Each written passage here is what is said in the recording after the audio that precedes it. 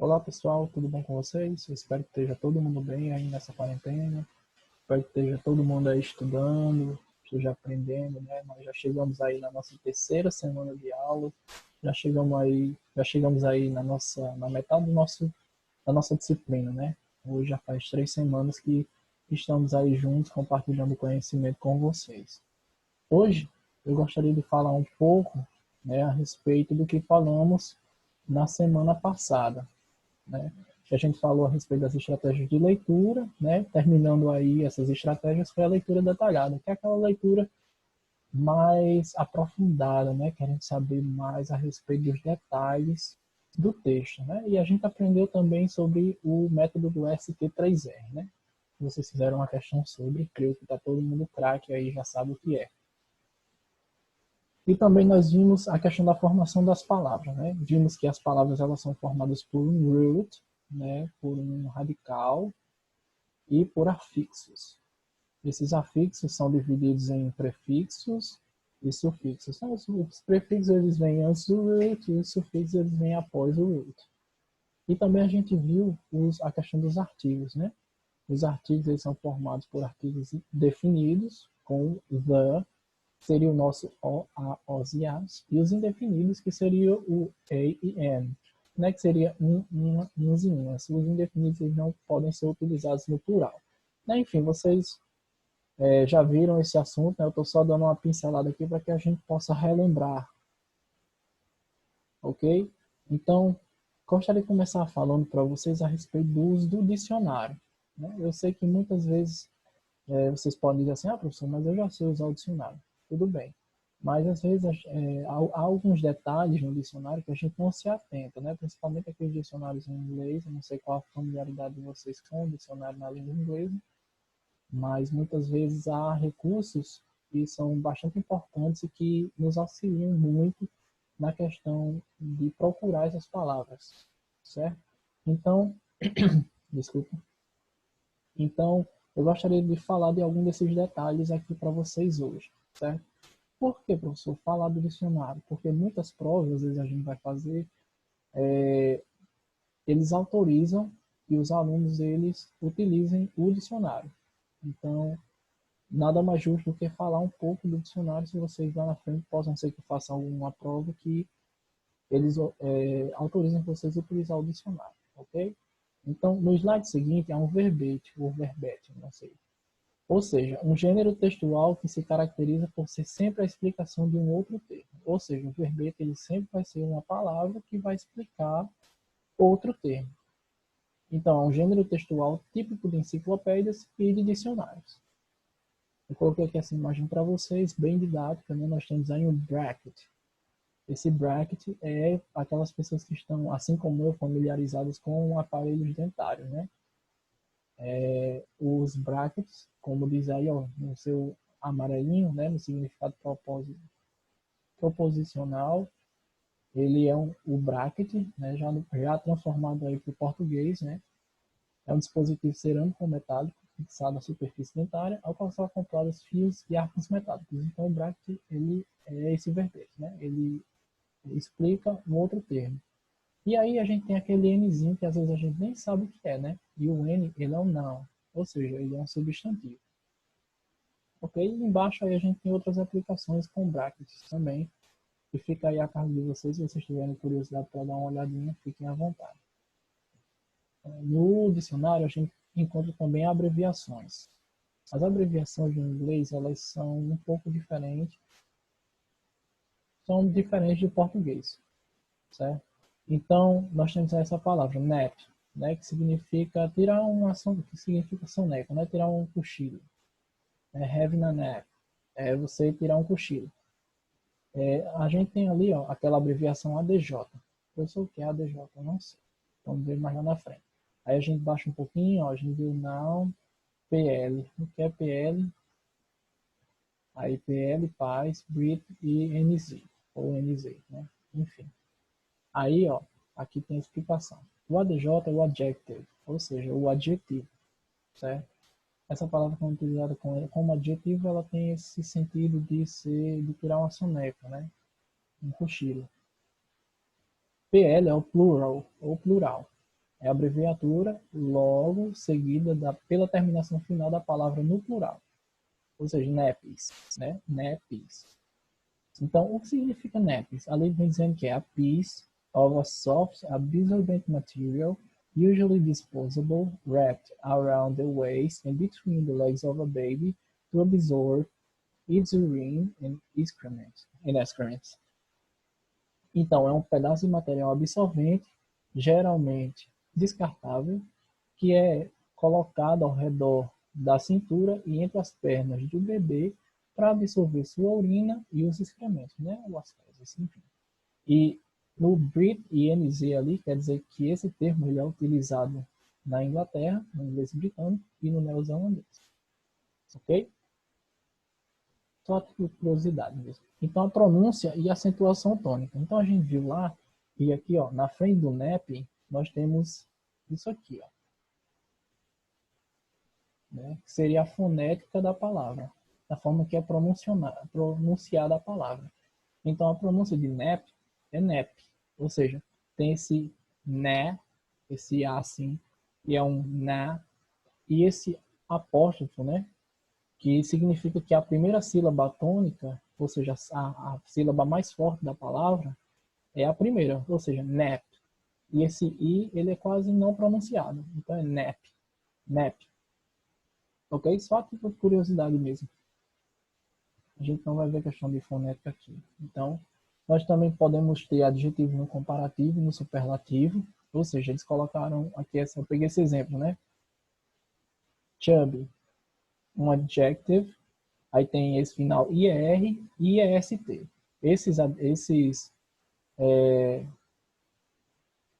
Essas terminações, né, ou seja, esses sufixos, entre parênteses, indicam as formas do comparativo e do superlativo. Vixe, professor, não lembro de nada disso. O que é? Comparativo é quando você compara com uma coisa com a outra. Então, cicrano é tão bonita quanto fulano. E superlativo de superioridade é aquele que diz fulano é mais bonita que cicrano. Você está dizendo que aquela pessoa é mais bonita do que a outra. Aí no comparativo você está comparando as duas coisas. Então, nesse caso, a palavra do exemplo ficaria chubbier. Então, poderia ser John is as chubbier as Mary. Então, João é tão gordo quanto Maria, né? Porque chubby, ele tem ele significa gordo, né? O gordinho, enfim. É melhor que você utilizar fat. Fat também significa gordo, mas para ser mais polite, vamos dizer assim, mais educado, a gente utiliza o chubby. E no comparativo seria o chubbiest, né? Seria, ou no superlativo, desculpa, no superlativo seria o chubbiest. John is chubbiest than Mary. Então, John, ele é mais gordo que Maria. Certo? Só para a gente ficar por dentro de quando aparecer essas coisinhas no dicionário, ok? Nós temos os aspectos gramaticais, que aqui no caso seria o plural da palavra. Muitas vezes a gente se depara com alguns plurais que não é só acrescentar um S no final da palavra. Ele muda. Por exemplo, a palavra knife. Não é knife, não é knife, não é knife, knife. Ok? A gente, quando tem um K, quando vem acompanhado de um N, a gente não pronuncia o K. Então é knife. Só. E o plural é knives, não é não? Não. É knives. Som de V, né? Knives. E existem outras palavras também, que quando você vai para o plural, ela muda, né? O jeito de escrever, ela muda um pouco. E aí, nós temos aqui o should. O should ele é um modal verb, ou seja, ele é um modo verbal que eu vou explicar para eles, vou explicar esse tipo de verbo na última aula, certo? Mas ele também pode aparecer em algum texto. Enfim, com certeza o should ele aparece alguma vez no texto. As orações, como eu disse, um verbo modal seguido de um infinitivo sem um to. E as orações interrogativas e negativas se constroem sem um auxiliar do do. Então agora pode parecer um pouco confuso, mas lá na outra aula eu vou explicar para vocês a respeito do should e dos outros modal verbs que existem. Nós temos a divisão silábica, que se dá diferente, como eu falei, do português, ok? Por exemplo, a palavra therapeutics. E aí a gente também tem as expressões idiomáticas. Né? O que são expressões idiomáticas, professor? Expressões idiomáticas, elas são os ditados, vamos dizer, os ditados populares. Né? Por exemplo, nós temos aí to kill two birds with one stone, que seria matar dois pássaros com uma só pedrada, que no português se assemelha muito com o matar dois coelhos com uma cajadada só. Aí nós temos também o out of the blue, que é do nada, apareceu do nada, certo? By the way, a propósito, certo? Nós temos também when the pigs fly. Eles não tem aí, né? When the pigs fly, então quando os porcos voarem, que pode ser para nós aqui quando a vaca tussa ou quando a galinha cria dente, ou seja, uma coisa impossível, ela tem uma baixa chance de acontecer, né? Então, expressões idiomáticas também elas estão presentes podem estar presentes no dicionário que vocês escolherem, né? Então, muitas vezes procuramos uma palavra e ficamos irritados por não encontrá-la no dicionário. É o caso de palavras como unfortunately. Não encontramos essa palavra porque já há no dicionário o significado de unfortunate, né, que é infeliz, desastroso, lamentável. Neste caso, o sufixo li, né, que a gente aprendeu, o li seria o nosso mente no português, transforma esse adjetivo em advérbio, cujo significado ficará infelizmente. Contudo, os melhores dicionários atualmente colocam as palavras derivadas logo após o significado da palavra principal. Então, é muito importante quando vocês forem fazer provas que possam usar o dicionário, aí vocês tenham um dicionário atual, tá bom? Eu sei que muitas vezes é difícil, a gente não tem em casa, a gente consegue com a Bíblia, às vezes o dicionário é antigo, mas vale a pena a gente investir um pouquinho e às vezes comprar um dicionário bom, ok? A mesma coisa pode acontecer com os verbos. Procuramos por burnt, que quer dizer queimado, certo? E não achamos o significado. Isso acontece porque essa é a forma do particípio do verbo to burn, queimar, né? Sendo assim, temos que ver o significado de burn. Então, sendo assim, a gente tem que ver o significado de burn. Ao lado do verbo, veremos entre parênteses, por exemplo, esse pret, pp, burnt. A sigla pret significa que esse é o passado simples do verbo e pp é o particípio do verbo, certo? O particípio passado do verbo. Então, a gente vai pular aqui só esse pouquinho e vamos aqui. A classe gramatical do termo sempre é apresentada logo após a entrada do verbete ou de sua representação fonética. Certo? Outro erro comum, além de a gente procurar a palavra como ela realmente está no texto, né, sem saber lá do prefixo, sufixo, da formação das palavras que eu já expliquei para vocês, outro erro é optar pelo primeiro significado que aparece no dicionário.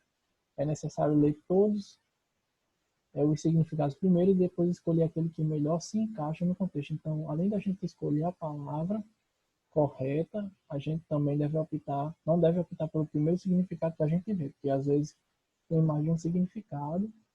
Por exemplo, a gente pode ver acorda em português. Pode ser a corda de acordar e a corda de uma corda mesmo, assim, uma corda feita de, não sei, de carnaúba, por exemplo. Né? E aí você vai ver que a diferença é grande, mas com o contexto vocês vão saber qual palavra melhor se encaixa. Então, é necessário a gente não escolher o primeiro sentido que vem, e sim a gente vê o que melhor se encaixa, ok? Tenha cuidado, então, em não optar imediatamente pelo primeiro significado que você encontrar. Procure um significado que você considere mais relevante para aquele contexto específico em que você identificou a palavra. Então, aqui a gente já entra realmente, né, no nosso assunto dessa semana, né? Que seriam as palavras de referência. As palavras de referência, pessoal, envolvem o uso de certas palavras ou frases para substituir outras palavras ou frases com pronomes e substantivos. Essas palavras permitem que o escritor ele evite repetir palavras, parágrafos e às vezes frases inteiras. Professor, não estou entendendo. Vamos lá, vamos aos exemplos. Por exemplo, nós temos aí the soldiers had to not only defend themselves from the enemy troops, but they also had to find a way out to the forest. Então, os soldados, eles não tinham que apenas se defender, não tinham que defender eles mesmos, né? Eles não tinham que defender a si mesmos do inimigo, das tropas inimigas, mas eles também tinham que encontrar um caminho para sair da floresta. Então, aquela partícula ali aquela palavra que está sublinhada, they, ela se refere ao quê? Aos soldados. Então, eles utilizaram essa palavra para poder não repetir a mesma palavra. Né? Então, é a mesma coisa dizer assim, fulana, sei lá, Maria gosta de flores. Ela odeia vespas, por exemplo. Então, aquele ela está se referindo a quem? A Maria, não é? Então, do mesmo jeito acontece em inglês. Nós temos essas palavras que são usadas como referências, para que a gente não possa repetir as mesmas palavras. Se eu dissesse Maria gosta de flores, Maria não gosta de vespas, Maria odeia as vespas. Ficaria certo, claro, né? Mas para que a gente não pudesse ter essa repetição de palavras, a gente utiliza esse artifício, essa outra palavrinha ela, como palavra de referência, que vai estar se referindo a Maria. Igual aqui. Eles utilizaram essa palavra they, né? Que seriam eles, e que se referem aos soldados. Vamos para outro exemplo. So, I just want to say this to the Congress. An American that buys much more than they sell year in and year out is an American that is facing economic and military disaster. Então, eu só quero dizer isto ao Congresso. Uma América que compra muito mais do que eles vendem ano após ano, né? Esse year in e year out, tá? Essa ideia de ano sim, ano não, né? É uma América que está enfrentando um desastre econômico e militar. Então, esse this não é this, certo? Ele está se referindo a quê? A toda aquela frase lá da frente, ó. A toda essa frase aqui, ó. Não é isso? Eu só quero dizer isso ao Congresso. Tananã, tananã. Ele utilizou essa palavra para substituir isso aqui. Tudo. Porque eu só queria dizer isso. Eu só queria dizer tananã, tananã ao Congresso. Igual no português. Então, as palavras de referência ela incluem it, they ou them, que seria isso, aquilo ou aquele, né? Seria o it, seria utilizado para coisas e animais. They ou them são eles, ok? This ou that, isso ou aquilo. These ou those, seria estes ou essas, ou estes ou essas, estes ou essas. The former, the late, respectively, seria o primeiro, o último, respectivamente. Who, quem, which, que, that, que. Ok? One, que aqui não tem sentido de um. Certo? Vou já explicar mais lá na frente qual o sentido de one ou ones, seria o plural. E such. Such, eu também vou explicar mais lá na frente como a gente usa eles. Então, o it, they ou them, a gente utiliza, eles são utilizados, né, para substituir assuntos ou ideias que foram mencionadas anteriormente. Como a gente viu lá no uso do they com o exemplo do the soldiers. These, that, these ou those, o these e these, eles são utilizados para se referir a objetos ou ideias que estão próximos no local. Então, posso dizer this cell phone, porque está próximo, eu estou segurando o telefone, né? This. Ou poderia dizer that wall, ou seja, aquela parede, porque está distante de mim, seja fisicamente ou se você está falando do tempo, né? De alguma coisa que está acontecendo no tempo. The former, the late. Então, the former refere-se ao primeiro mencionado de dois itens. The later refere-se ao segundo mencionado de dois itens. Pode ser 2, 3, 4, enfim, mas the former vai ser o primeiro e the later vai ser o último. Tá? E respectively seria aquele respectivamente nosso, né? Foi produzido tantas gramas em 2 dias, na segunda tanto, na terça tanto, respectivamente. Certo? Então, refere-se a cada um dos itens na forma em que foram escritos, de primeiro e o último. Who, which, that. Então, who, pessoal, a gente só vai utilizar para pessoas. Ele significa quem. Which refere-se a coisas ou ideias, certo? Então, se está falando de coisas ou ideias, a gente usa which.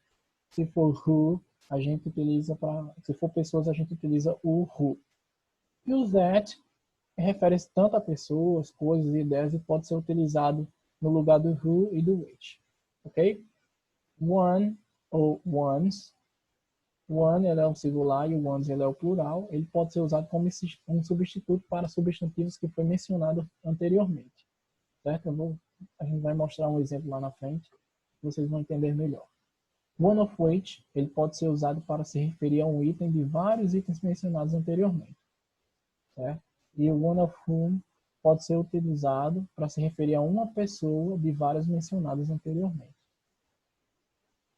E o such, ele se refere a coisas ou pessoas de um tipo semelhante ao que foi mencionado anterior. E também eu vou passar um exemplo para vocês vão entender. Então, as palavras de referências, elas podem ser palavras específicas, pronomes, pronomes relativos, resumo das palavras, omissão de substantivos, palavras de referência para ações repetidas. Então, essas palavras específicas são o these, that, these, those, here and there. Então, isso, aquilo, esses, aquelas, certo? Aqui e lá. Então, um exemplo aí, ó. My hometown is in Northeast Brazil. That place is very hot and dry. My hometown is in Northeast Brazil. That place is very hot and dry. Então, minha cidade natal é no Nordeste do Brasil. Aquele lugar é quente e seco.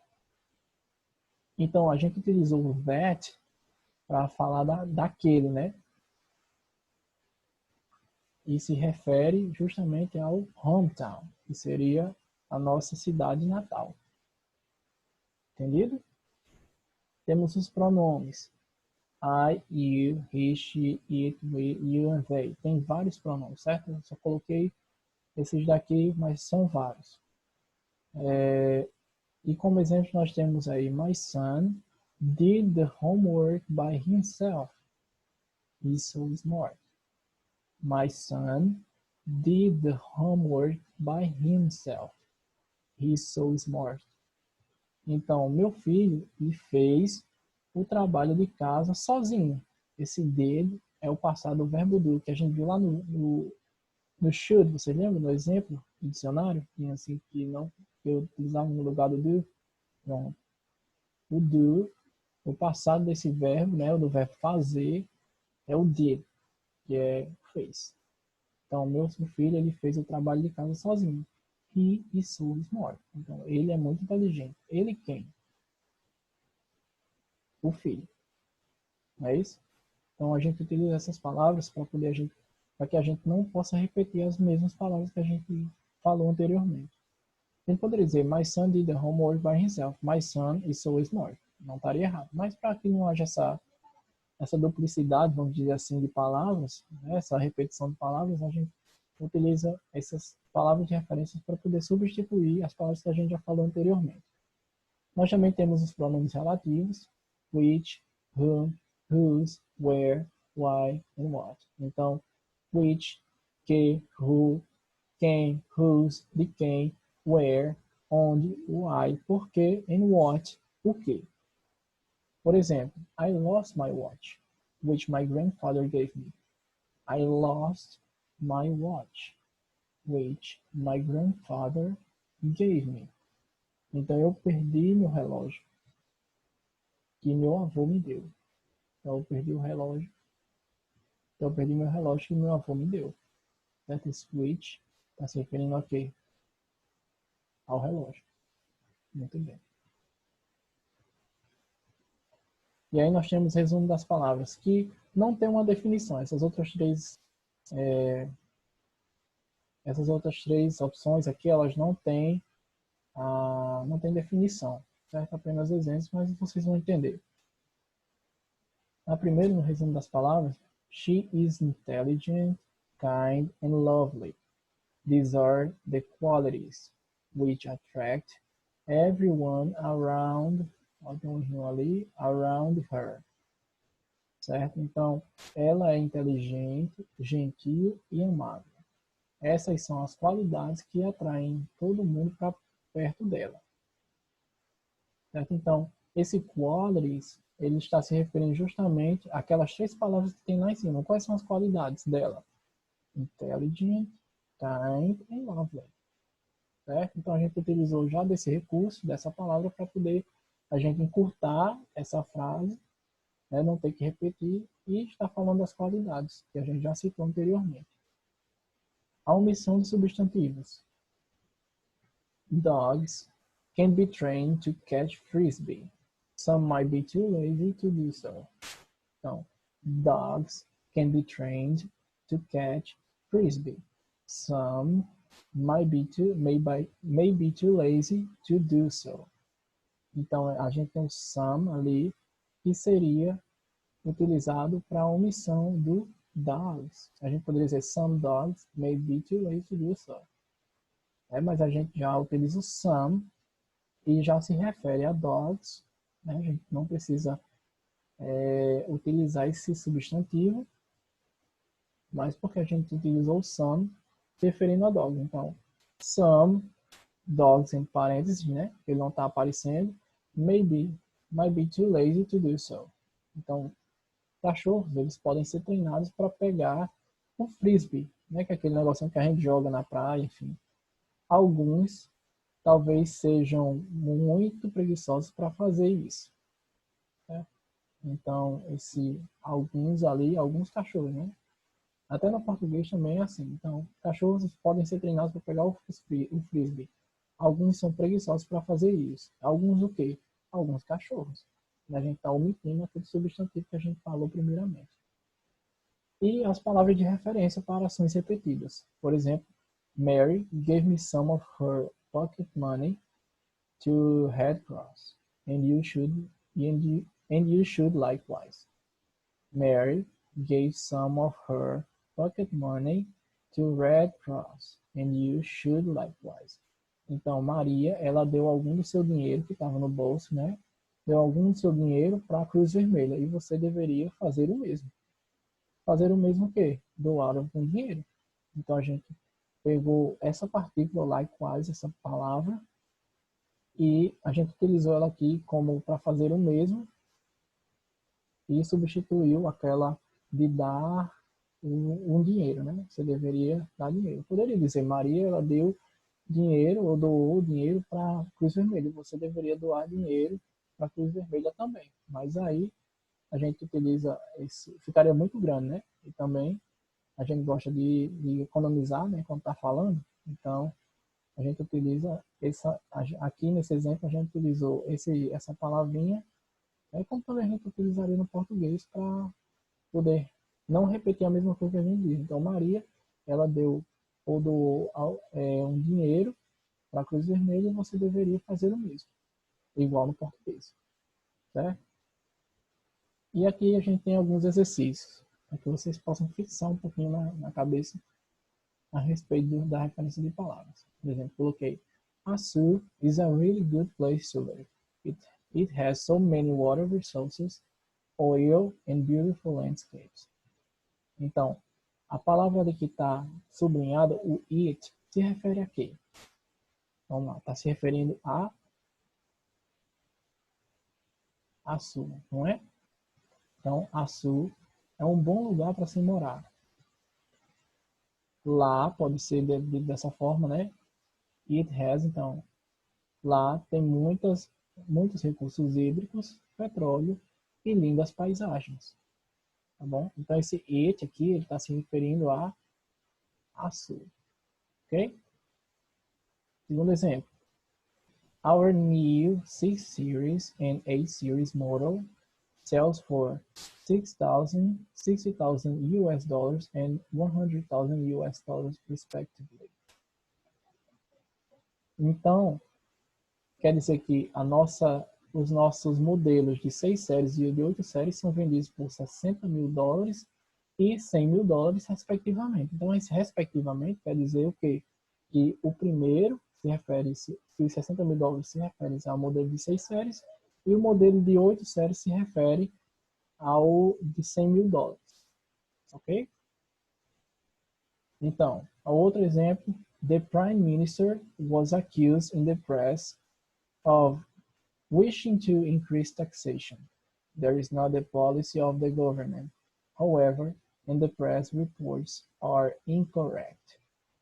Então, o primeiro-ministro foi acusado pela imprensa de querer elevar as taxas ou juros, certo? There is not the policy of the government. Então, essa não é a política do governo. Entretanto, o que a imprensa reportou, o que a imprensa falou, estava incorreto. Então, aquele that está se referindo ao quê? Se o primeiro-ministro foi acusado pela imprensa de querer elevar as taxas, os impostos, that is not the policy of the government. Então, essa não é a prática do governo. Qual a prática do governo? E não é a prática do governo? Aumentar os impostos. Então, a gente utilizou aqui essa palavra para poder não repetir essa. Ok? 4. There are many problems to overcome, one of which is the security issue. Então, there are seria o are, né, o existe. Many problems to overcome. Então, há muitos problemas para que possam ser superados. One of which, um dos quais, is a security issue. É o problema da segurança. Então, a gente utilizou esse one of which, né, para dizer que um dos vários problemas que existem é o problema da segurança. Aqui nós temos o there are novamente, né? There, two guys on the corner. The one on blue shirt is my cousin. Então, existe, dois caras na esquina. O que está de camisa azul é o meu primo. The one on blue shirt. Então, the one aqui, esse one está se referindo a guy. Certo? Tem dois caras. The one on blue shirt is my cousin. Então, o que está de azul é o meu primo. E aqui a gente entra agora, pessoal, finalizando esse assunto de palavras de referência, a gente entra em grupos nominais. Certo? Os grupos nominais, pessoal, eles geralmente eles diferem muito da língua portuguesa. Ok? O grupo nominal ele é um agrupamento de palavras interrelacionadas, ou seja, elas estão interconectadas, elas estão conectadas entre si, dentro de um termo, da frase ou da oração formada por um núcleo. Esse núcleo ele é representado pelo substantivo e pelos seus modificadores que normalmente o determinam, o modificam ou o complementam. Não entendi nada, professor. Calma que a gente vai explicar um pouquinho mais lá na frente cada um. Okay? Então o núcleo, já falando do núcleo, ele é a parte do grupo nominal que carrega as marcas de flexão, ou seja, se ele é singular, se ele é plural, e de gênero, se ele é masculino ou feminino. E é sempre o último elemento a aparecer dentro do grupo nominal. Já fica a dica.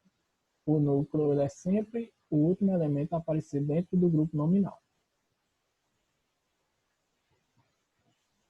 As traduções dos grupos nominais ele dependem da ordem em que se encontram em inglês. Tá certo? Por exemplo, se vocês encontram essa palavra, car race, a gente viu lá que o núcleo ele vem sempre por último, né? Então, se o race ele é um substantivo que vem por último, então ele é um núcleo. Logo, ele vem primeiro no português. Como assim, professor? Por exemplo, car race significa corrida de carro. Race seria corrida e carro seria car. Aí ficaria carro corrida, certo? No inglês, traduzindo ao pé da letra, vamos dizer assim. Fazendo ao pé da letra ficaria carro corrida. Mas a gente sabe que no inglês o núcleo ele vem por último, diferentemente do português, né? Que o núcleo ele vem primeiro. Se eu quero dizer que um carro ele é bom, o substantivo ele vem primeiro. Então, que é o carro que é bom. Mas no inglês não. O inglês ele vem por último. O bom é o carro, por exemplo, né? Bom carro. Aí a gente tem que fazer essa transformação, né? A gente tem que botar o carro na frente e bom, certo? Por que é assim? Porque a língua ela foi criada dessa forma, certo? E a gente não deve se perguntar o porquê, né? Mas sim aceitar que é muito mais tranquilo para a gente do que sair procurando os porquês, enfim. Assim também como no português. Porque no português o carro vem primeiro e depois as outras coisas, né? O carro é bom, é bonito, enfim, né? E no inglês eles criaram a língua dessa forma, né? A língua foi formada dessa forma. E aqui nós temos o race car. Se a gente trocar, professor, não ficaria corrida de carro? Não. Aí ficaria como o carro seria o último substantivo, né? E o race viria antes, que vai estar modificando o carro. Então seria um carro de corrida, porque o carro está por último, passa para frente, carro de corrida. Ok? Aqui a gente tem esse exemplo. A big and comfortable house. No português, a gente iria dizer, por exemplo, que seria uma grande, que a casa, uma casa grande e confortável. Desculpa, até eu me enrolei aqui. É uma casa grande e confortável. No inglês, não.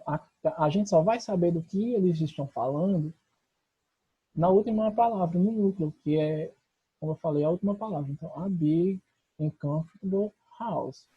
Se eu ler uma grande e confortável, poderia ser muita coisa, né? Aí eu vou, vejo que é uma casa. Então, além de saber que é uma casa, que a frase se trata de uma casa, eu sei que é uma casa, né? Que seria o a lá, que é um artigo indefinido, né? Que a gente viu. Então, a house ela seria justamente esse núcleo, esse centro, onde big e comfortable seria os modificadores dessa palavra, que está dizendo que a casa ela é grande e é confortável.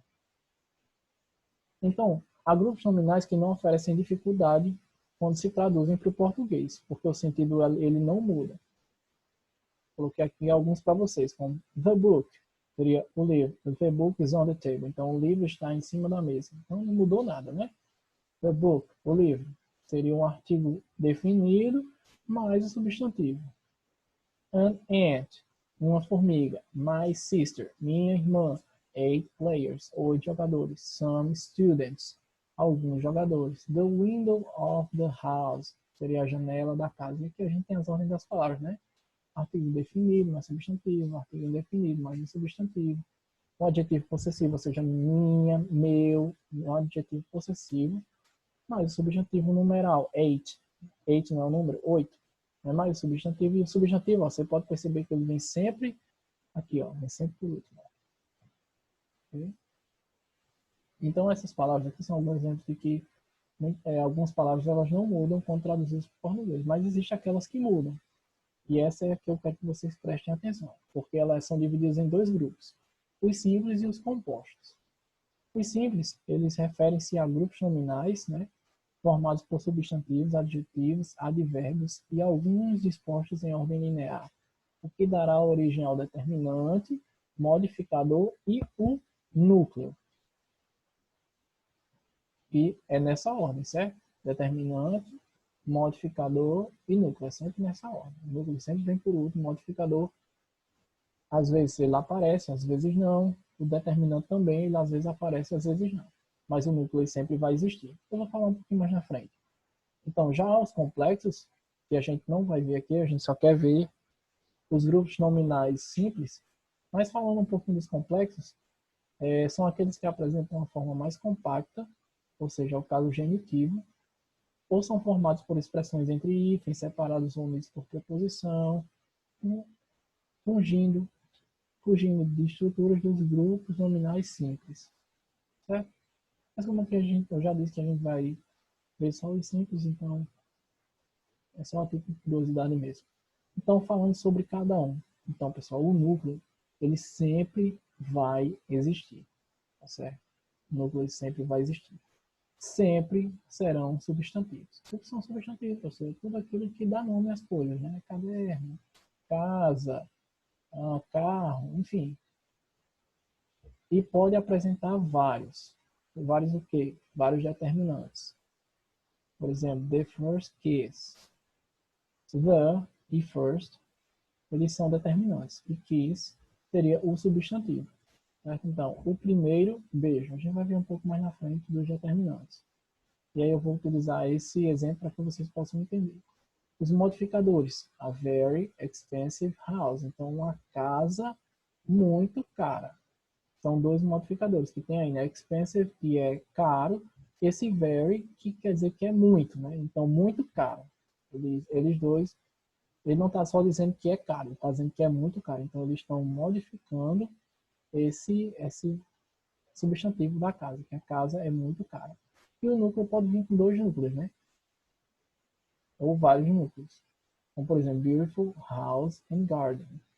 Então, o que é bonito? A casa e o jardim. Então, a casa e o jardim, eles são dois núcleos que está aparecendo na palavra, que tem um modificador na frente dizendo que a casa e o jardim, eles são bonitos. Ok? Então, nós temos os modificadores. Os modificadores, eles são adjetivos. Todo adjetivo ele é modificador e vem do substantivo. Ou seja, o que é um adjetivo? É tudo aquilo que caracteriza, que dá qualidades ao substantivo, no caso aqui. Certo?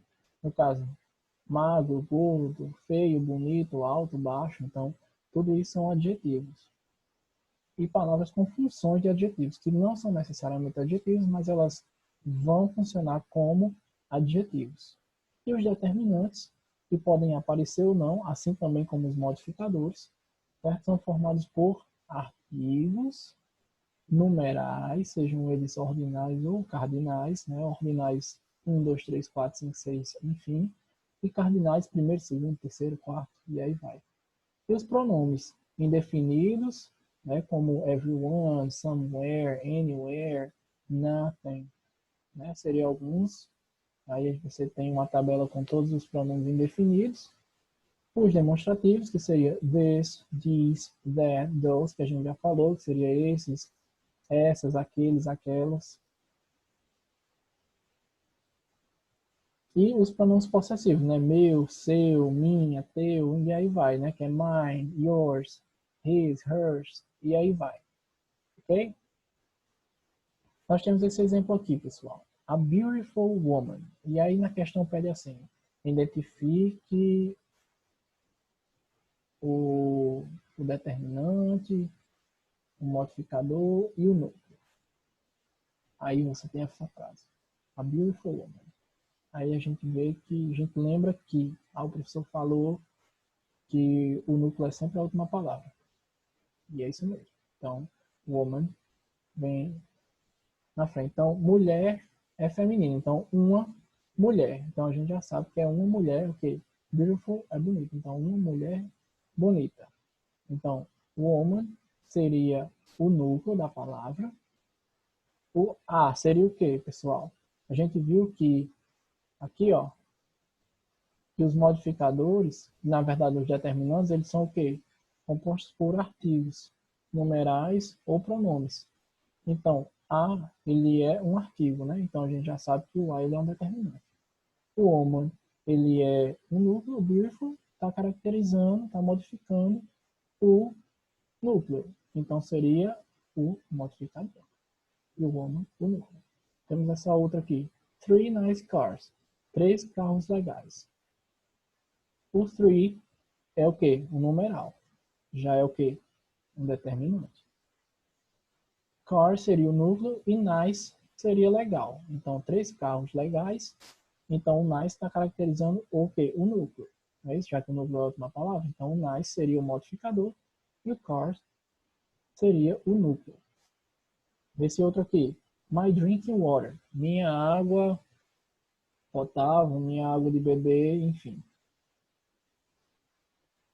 Nós temos o mine, que seriam os artigos, né?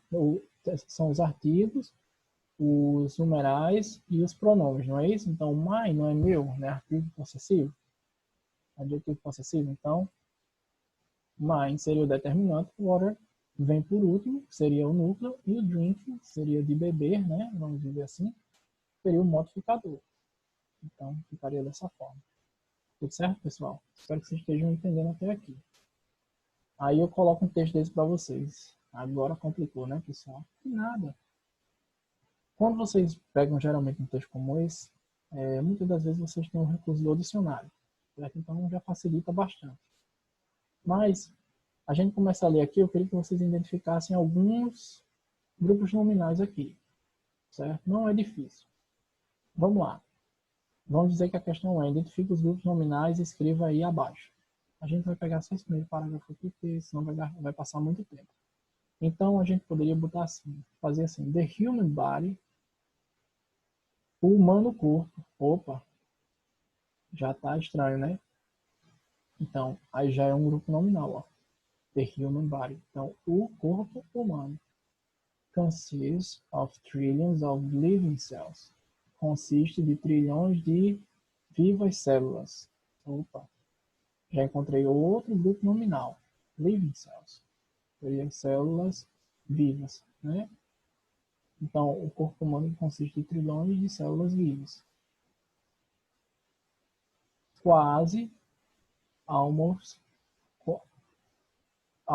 each cell is a specialized cell. Então, quase todas as células elas são células especializadas ou especialistas. Specialized cells.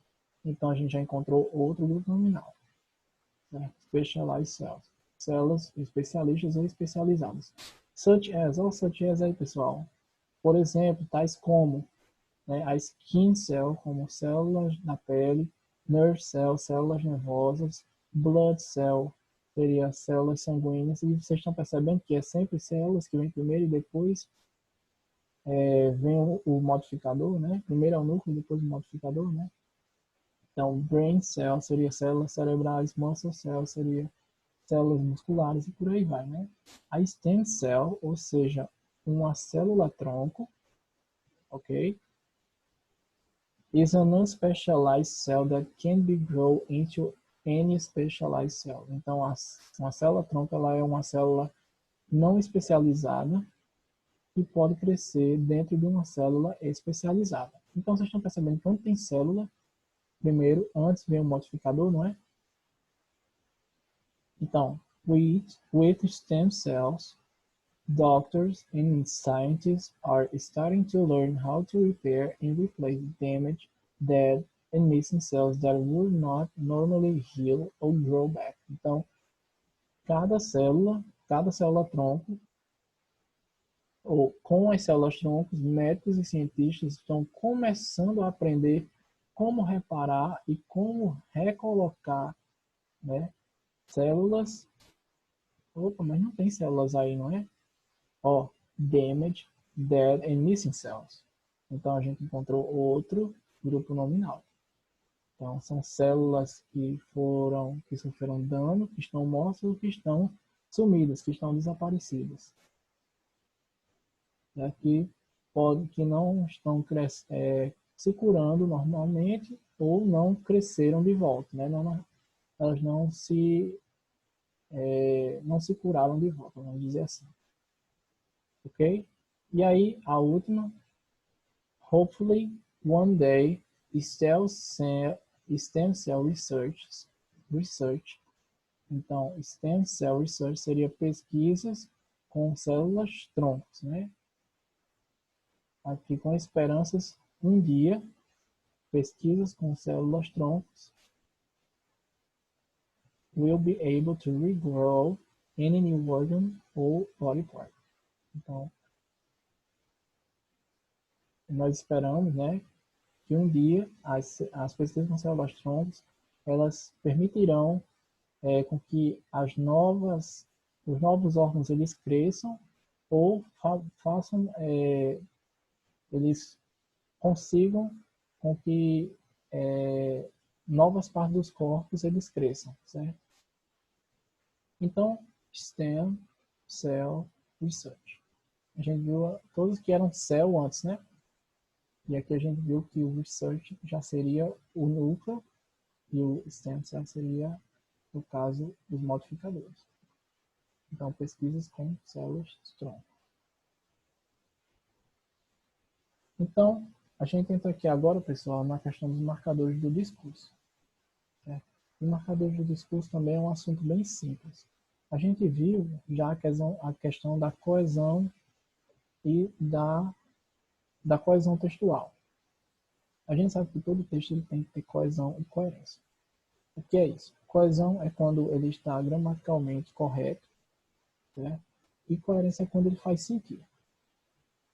Okay? Então, a coesão textual ela se realiza por meio de palavras usadas no lugar de outras palavras para substituir uma ideia inteira, evitando repetições desnecessárias que venham a prejudicar o sentido do texto.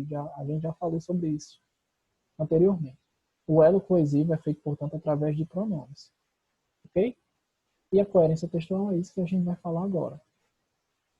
A coerência textual, por outro lado, inclui o uso de conjunções como operadores discursivos para estabelecer uma relação entre as orações, frases e parágrafos, contribuindo no entrelaçamento semântico, ou seja, no sentido das ideias, dando sentido ao texto no seu processo de reconstrução. Então, a coesão e a coerência elas trabalham juntos para que possam surgir um texto. O texto ele seja gramaticalmente correto e entendível, né? Tendo coerência. Desse modo, os marcadores eles vão estabelecer uma relação de um termo com o outro, uma frase com outra, uma ideia com outra e até mesmo um parágrafo com outro. Os marcadores de discurso são palavras ou expressões que estabelecem relação entre as orações a fim de atribuir significado ao texto. São também conhecidos como linking words, conjunctions, connecting words ou marcadores coesivos. É preciso ficar atento ao contexto, porque um mesmo marcador pode ter sentidos diferentes. Certo? Então, aí já fica a dica para vocês, pessoal.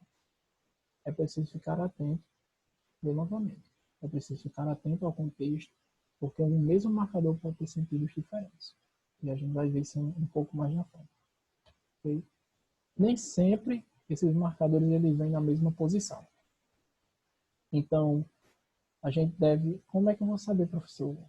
Então, o que é marcador, o que não é, enfim, vocês se devem, além deles não virem sempre na mesma posição, eles podem ter sentidos diferentes e pode dificultar realmente o entendimento do texto, mas aí vocês vão se atentar ao contexto, ok? E já cai naquela parte lá do dicionário que a gente falou, né, anteriormente. A gente não deve se atentar à primeira tradução, a gente deve ver no contexto qual o sentido melhor que a palavra ela se aplica. Igualmente aqui. Então, o que eu quero dizer com isso é que não vale a pena a gente decorar esses marcadores de discurso, porque além deles ter sentidos diferentes, eles vêm em posições diferentes, certo? A gente deve estar atento sempre ao contexto. É importante aprender? Sim, certo? Mas a gente tem que ter ideia de que eles têm esse porém, que tem sentidos diferentes e podem vir também em posições diferentes. Então, eu coloquei aqui para vocês alguns marcadores mais utilizados. Né?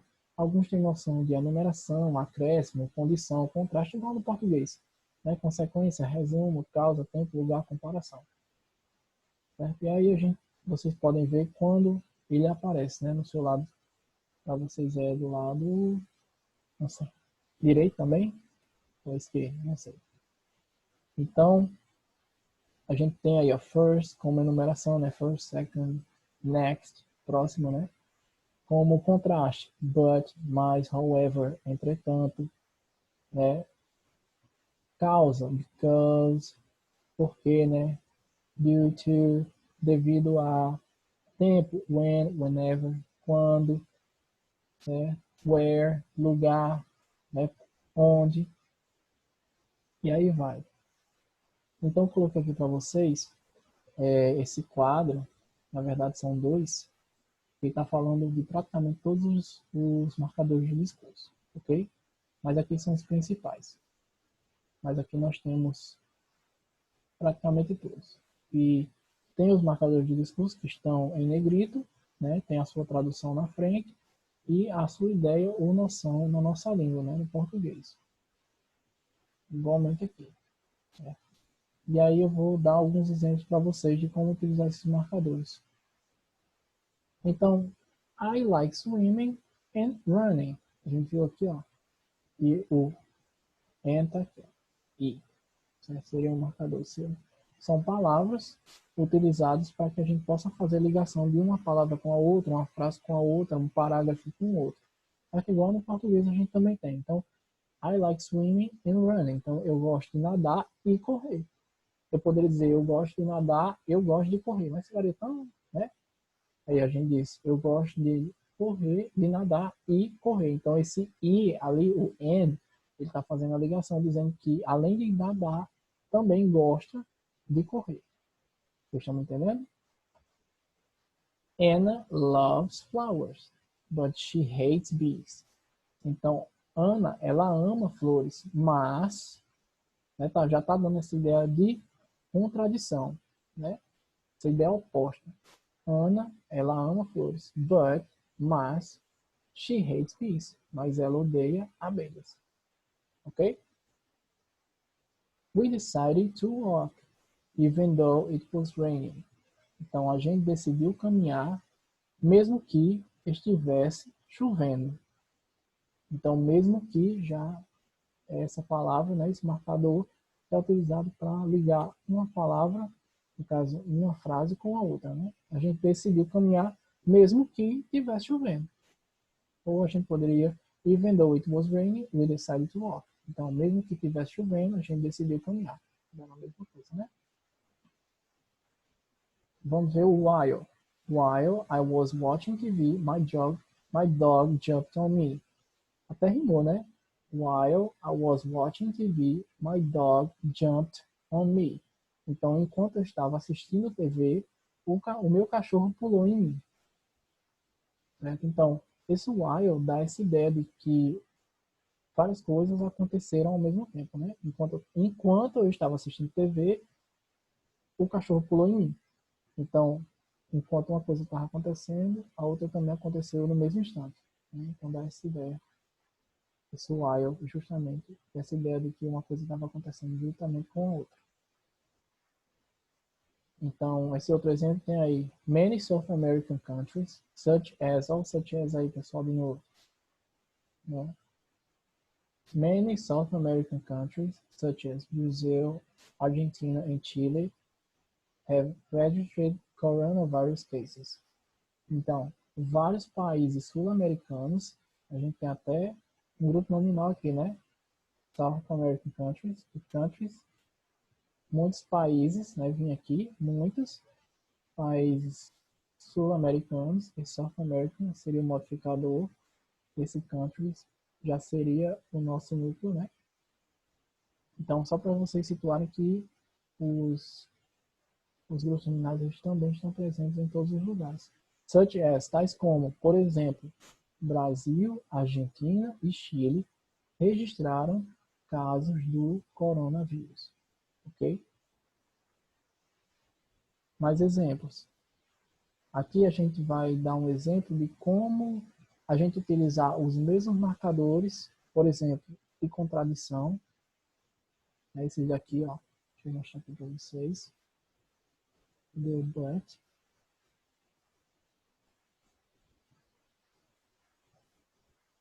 Aqui, ó, o contraste ou oposição. Tem o but, however, in spite of, despite, nevertheless, while, certo? A gente tem vários.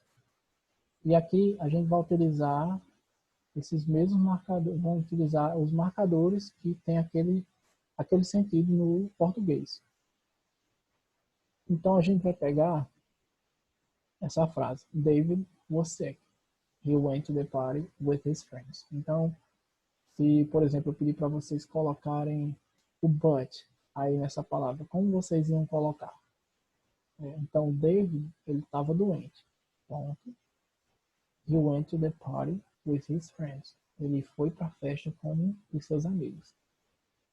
Se eu pedir para vocês colocarem o but, dá essa ideia de mas, de contradição, aí ficaria assim: David was sick, vírgula, but he went to the party with his friends.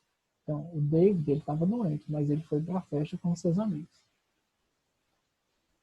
Aí a gente vai utilizar o however, por exemplo. Aí já muda um pouco a frase, tá certo? Então, David was sick já é um ponto. However, he went to the party with his friends. Então, David ele estava doente. Entretanto, porém, todavia, né? Dá essa ideia. Entretanto, ele foi para a festa com seus amigos. Então, a gente já, em vez de uma vírgula, porque esse however, ele sempre vem no começo das frases, né? However, vírgula, he went to the party with his friends. Então, entretanto, ele foi para a festa com seus amigos. E aí, se eu pedisse para vocês utilizarem o although, por exemplo. Although também tem essa ideia de contraste, né? Aí vocês já estão percebendo que o although ele já vem primeiro, né? Já tem essa ideia de embora, todavia, né? Although David was sick, vírgula, he went to the party with his friends. Então, embora o David estivesse doente, ele foi para a festa com seus amigos. Então, gente, é aquela ideia de que os marcadores eles nunca vêm na mesma posição, certo? Que é só um exemplo. E que, dependendo também de onde eles vêm, a estrutura da frase ela muda, ok? Então, algumas coisas importantes para que a gente possa falar para vocês. O so, certo? Ao ser usado antes de adjetivos, ele expressa a ideia de intensidade e significa o tão. Ah, ela é tão bonita, por exemplo. Né? Esse tão seria o so aqui, que foi utilizado antes do adjetivo, né? Bonita, é tão bonita. Okay? Então, neste caso, é classificado morfologicamente como um advérbio. Por exemplo, it was so good that we decided to sell the house. It was so good that he decided to sell the house. Então, foi tão bom que ele decidiu vender a casa. Foi tão bom, certo? Bom seria esse adjetivo, né? O good seria o bom, ou seria o tão, né? Então, it was so good, foi tão bom que ele decidiu vender a casa. O so ele também pode expressar razão, motivo. Nesse caso, não vem antes de adjetivo, mas no início de uma segunda oração, significando, portanto, de modo que. Né? Por exemplo, it was cold, and so we decided to stay home near the fire. It was cold, and so we decided to stay home near the fire. Então, estava frio, portanto, nós decidimos ficar em casa próximo à fogueira. Certo? Então, quando o so, aqui ele marca uma relação de consequência em relação à frase precedente. Estava frio, como consequência a gente resolveu ficar em casa, né? Porque está próximo ao fogo, porque era quente, enfim. Né? Foi uma relação de consequência aí. Então, neste caso, o so, ele é um marcador de discurso. Por quê? Porque ele teve essa relação de consequência. Estava tão frio que a gente decidiu ficar em casa, próximo ao fogo, à fogueira, ok? O but seria o nosso mas, né? Expressa contraste, oposição de ideias, como a gente já falou. Mas essa conjunção, ele pode ter outro significado. Após nothing, no one, nobody, nowhere, anyone, anything, anywhere, and anybody, o but significa senão, a não ser que, exceto. Ok? Então, aqui é uma regrinha que a gente deve decorar, certo? E com certeza, com o tempo, quando a gente vai estudando, a gente aprende e aquilo fica fixado na nossa mente. Então, aqui, ó. There was nothing but cookies. There was nothing but cookies. Então, não havia nada a não ser, exceto cookies, ou seja, biscoitos. não tinha nada a não ser cookies. Certo? Não tem mais aquela... Não tinha nada mais cookies. Não, aquele já vem com essa ideia de e se não, a não ser, exceto, né? Não havia nada a não ser, se não, exceto cookies. Todos. Both and. Ambos, tanto, quanto, né? Que seriam os três pontinhos. É usado quando há duas situações simultâneas ou comuns. Dá a ideia de não apenas este, mas o outro também. E é duplamente positivo, enfatizando a existência de duas coisas ou ações. Um exemplo. Both Lucas and Anne are my relatives. Então, ambos Lucas e Anne são os meus parentes. Certo? Eu poderia dizer também, tanto Lucas e Maria são os meus parentes, né? Tanto Lucas quanto Maria são meus parentes. Eu poderia dizer ambos, Maria e Lucas, ou Lucas e Anne são os meus parentes. Tudo bem? Either, três pontinhos, or, seria o ou, que expressa uma ideia de um ou outro.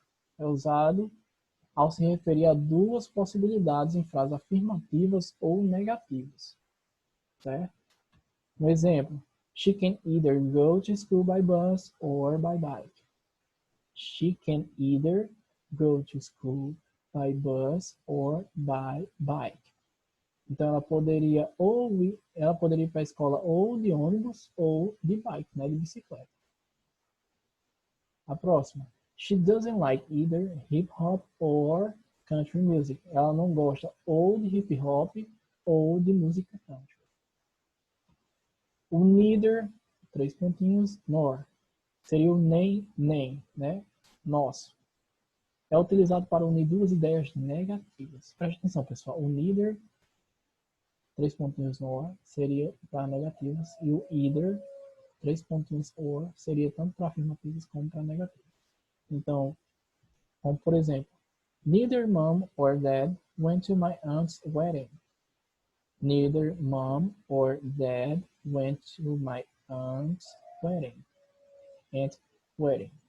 Então, neither mom, então nem mãe, nem pai, né?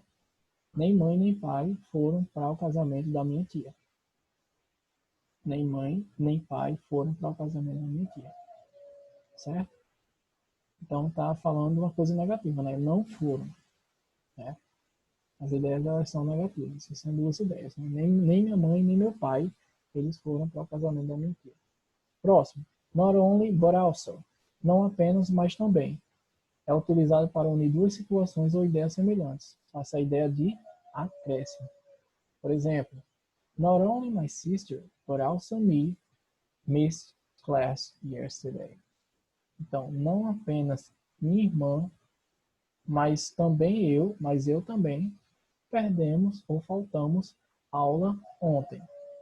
Não apenas minha irmã, mas eu também perdemos ou faltamos a aula ontem. Essa ideia, não apenas, mas também. Outro exemplo. He not only invited her to go to the movies, but also brought her a gift. He not only invited her to go to the movies, but also brought her a gift. Então, ele não apenas convidou ela para ir ao cinema, mas também comprou para ela um presente. Ok? E aqui eu coloquei, pessoal, só para algumas coisinhas para que vocês possam praticar. Ok? Então eu vou pedir para vocês repetirem após mim, para que vocês possam aguçar um pouco essa questão do speaking com relação ao curso de vocês. Então eu coloquei aqui palavras que são referentes ao curso de vocês, que vocês podem, não sei, lá na frente, quando vocês estiverem no mercado de trabalho, vocês possam se deparar com essas palavras. Ok? Então, alignment. Não é alignment, é alignment. A gente não pronuncia esse G, né? Alignment. Seria alinhamento. Average. Average. Médio, média. Ok? Background. background, background, seria o fundo. Bad, bad, seria ruim, defeituoso. Bandpass, bandpass, seria banda passante. Bias, bias, seria polarização. Bridge, bridge, ponte. A gente já viu essa palavra antes, né? Burn, queimar. Burn. Aquele R caipira, né? Burn. Charge, charge, seria carga. Choke, choke, seria reator, choque. Coil, coil, seria bobina. Copper, copper, cobre. Damage, damage, seria avaria, avariar. Dano, né? Decrease, decrease, reduzir. Device, device, dispositivo. Edge, edge, seria borda. Effective, effective, eficaz. Ali tá eficaz, né? Então tem um errinho ali. Engine, engine, seria motor. Fail, fail, seria falha. Fault, fault, defeito. Feed, feed, seria alimentar. Fix, não é fix, fix, são de E, certo? Fix, consertar. Fuse, fusível. Gain, gain, ganho. Gap, gap, seria entre ferro, abertura. Gate, gate, porta. Ground, ground, terra. Half, half, que não pronuncia se não é half, não é half, half, metade. Heat, heat, aquecer. High, high, alto. Hole, hole, seria furo, buraco. Impulse, impulse, seria impulso. Increase, increase, aumentar. Jamming, jamming, interferência. Jumper, jumper, ponte. Leak, leak, fuga. Level, level, nível, nível. Load, load, carga. Network, network, rede. Pattern, pattern, seria padrão. Peak, peak, seria pico. Phase, phase, seria fase. Range, range, alcance. Rectifier, rectifier, retificador. Sample, sample, amostra. E shield, shield, seria blindagem, né? Shield também pode ser escudo. Enfim. Então, pessoal, essa foi nossa aula. Eu espero que vocês tenham entendido. Novamente, eu estarei disponível para atender vocês durante toda a semana, certo? Podem me chamar no WhatsApp, a atividade já está disponível no portal, tá certo? E eu espero que vocês tenham entendido tudo até aqui, tá bom? Então, a todos, bons estudos e fiquem todos com Deus. Obrigado.